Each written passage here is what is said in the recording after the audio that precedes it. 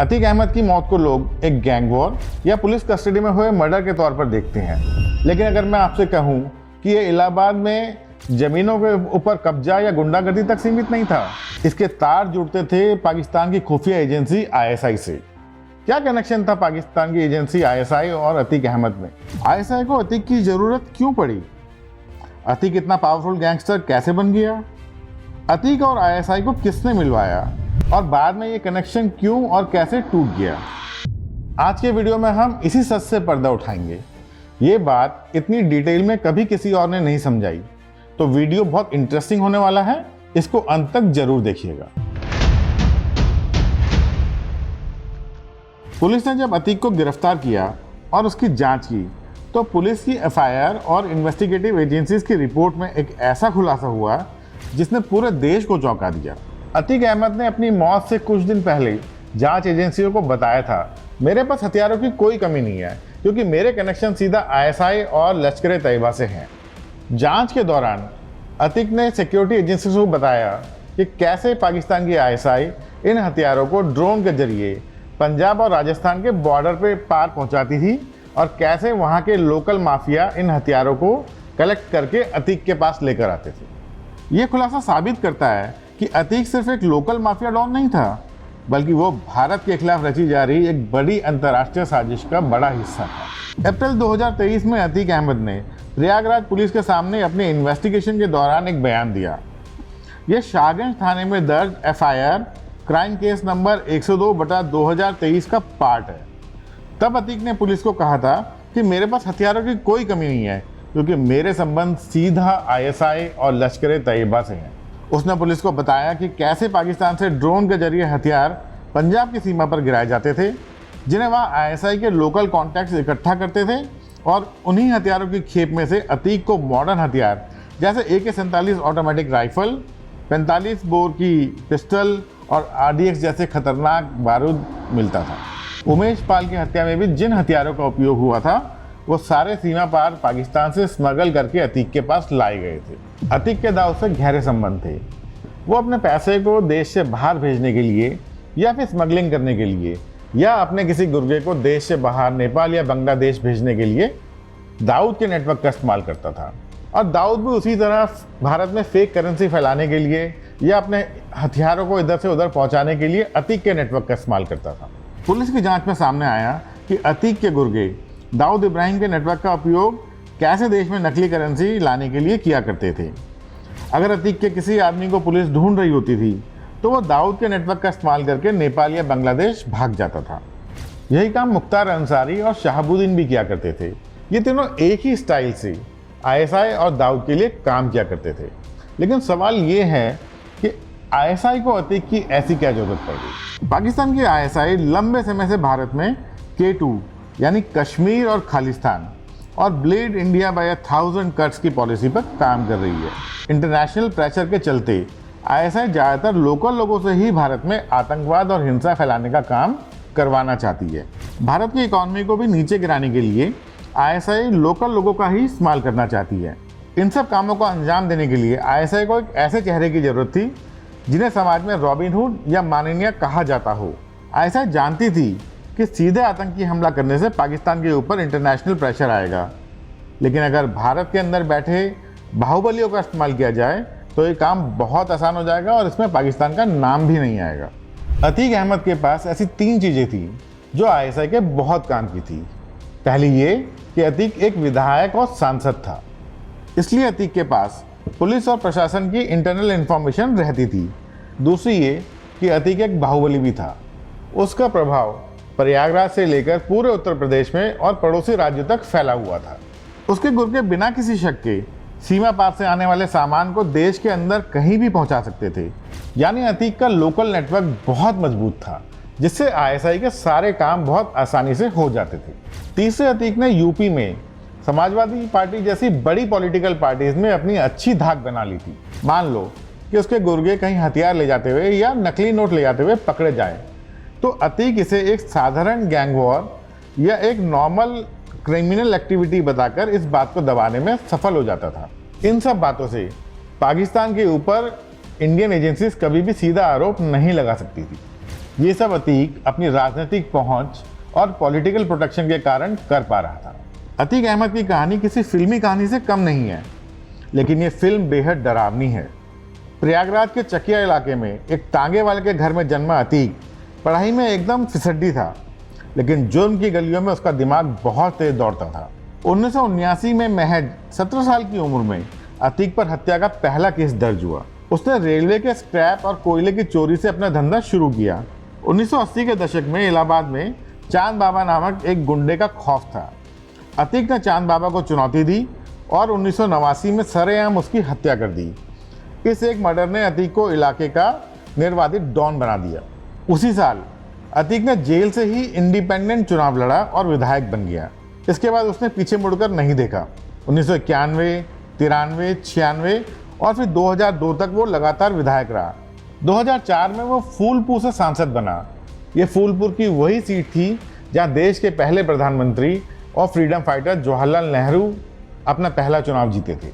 अतीक का भौकाल इतना था कि 2012 में जब उसने इलाहाबाद हाई कोर्ट में अपनी जमानत की अर्जी दी तो डर के मारे 10 जजों ने अपने आप को इस केस से अलग ही कर लिया। अब आप समझ सकते हो कि किस तरीके से अतीक कानून को अपनी उंगलियों के इशारे पर नचाता था। अतीक और आईएसआई के बीच पुल का काम किया दाऊद इब्राहिम ने। अतीक दाऊद के नेटवर्क का इस्तेमाल अपने सारे गैरकानूनी कामों के लिए किया करता था। अतीक को अपनी पावर बनाए रखने के लिए मॉडर्न हथियारों और पैसों की ज़रूरत थी और आईएसआई को भारत की इकॉनमी बिगाड़ने के लिए जाली नोटों को खपाने वाले रास्तों की। अतीक ने मुख्तार अंसारी और शाहबुद्दीन के साथ मिलकर आईएसआई और दाऊद के नेटवर्क का इस्तेमाल किया और बदले में आईएसआई और दाऊद ने इनसे अपने कई काम करवाए। जाली नोटों की स्मगलिंग और इंडिया में इन्हें चलाने के लिए अतीक ने एक बहुत ही शातिर तरीका अपनाया।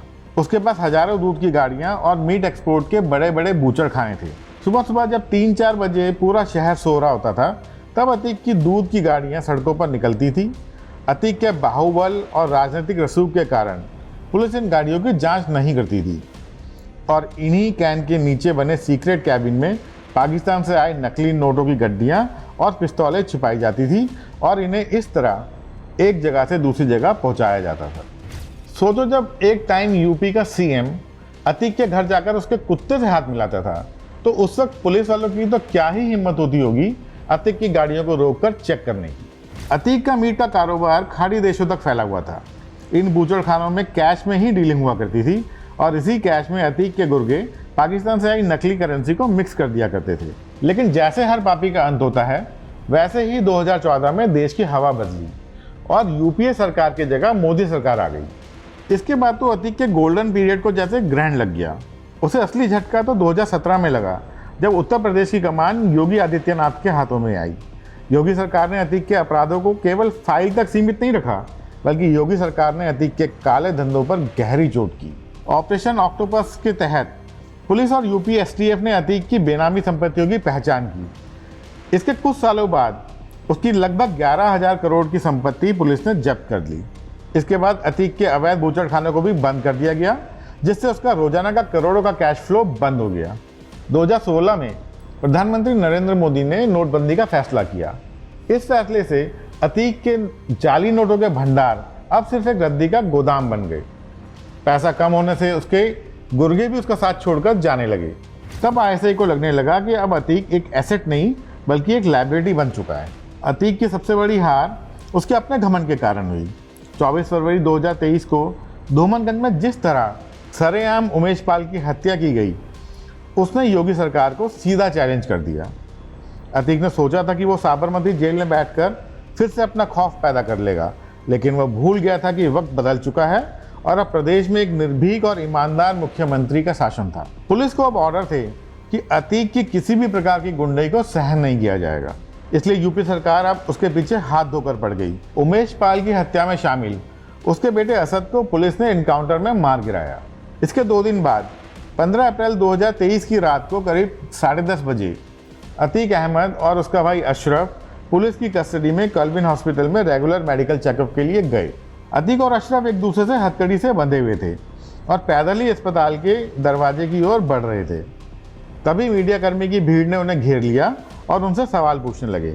एक पत्रकार ने अतीक से पूछा कि वो अपने बेटे के जनाजे पर क्यों नहीं गया, जिस पर अतीक ने आखिरी शब्द कहे नहीं ले गए तो नहीं गए। जैसे ही अशरफ ने कुछ बोलना चाहा, तभी अचानक गोलियों की तड़तड़ाहट से पूरा इलाका कांप उठा। 3 हमलावर मीडिया कर्मियों के वेश में आए थे। उन्होंने गले में फर्जी आई कार्ड और हाथों में डमी कैमरा ले रखा था। जैसे ही अशरफ ने बोलना शुरू किया, इन हमलावरों ने अचानक अपनी मॉडर्न जिग्ना पिस्तौलें निकाल ली। एक हमलावर ने अतीक की कनपट्टी पर बिल्कुल करीब से गोली मारी। जैसे ही अतीक गिरा, हमलावरों ने अशरफ के ऊपर गोलियां चलानी शुरू कर दी। पुलिस की मौजूदगी में ही हमलावरों ने कुछ ही सेकंडों में 20 से ज़्यादा राउंड फायर कर दिए। इसके बाद तीनों हमलावरों ने पुलिस के आगे सरेंडर कर दिया। ये तीनों हमलावर एक नॉर्मल छोटे मोटे अपराधी थे। पूछताछ के दौरान इन्होंने बताया कि अपराध की दुनिया में ये अपना बड़ा नाम कमाना चाहते थे, इसलिए इन्होंने अतीक अहमद जैसे बड़े डॉन को मारने का प्लान बनाया ताकि वो रातों रात जुर्म की दुनिया में बड़ा नाम बन जाए। धुरंधर 2 में हमने अननोन गनमैन के कई कारनामों को देखा है। अतीक और अशरफ का मर्डर भी कुछ ऐसी ही कहानी बयान करता है। अब क्या ये 3 मामूली से गुंडे थे या ये भारतीय एजेंसीज का पर्दे के पीछे से कोई खेल था? ये सवाल मैं आपके लिए छोड़ता हूँ। जिस अतीक से स्टेट की पुलिस और जज भी घबराते थे, उसे मामूली लड़कों ने मार दिया। ये बात कुछ हद नहीं होती। आपका दिमाग इस बारे में क्या कहता है? कमेंट बॉक्स खुला है। अपने विचार हमारे साथ शेयर करें और बताएं कि आप इसके पीछे की असली वजह क्या मानते हैं। अब बात कर लेते हैं भारतीय खुफिया एजेंसीज और यूपी एसटीएफ की।